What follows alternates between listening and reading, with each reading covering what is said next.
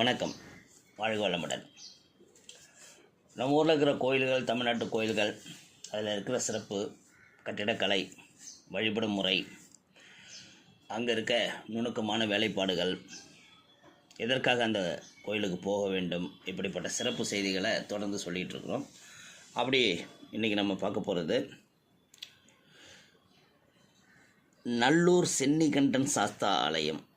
நல்லூர் சென்னிகண்டன் சாஸ்தா ஆலயம் இது எங்கே இருக்குதுன்னா தாமிரபரணி கரையில் இருக்குது. இந்த ஆலயத்தில் வழிபாடு செய்யும் முறை ரொம்ப சிறப்பு. தமிழகத்தில் வேறு எந்த கோயில்லையும் இந்த மாதிரி ஒரு வழிபாடு முறை இல்லை.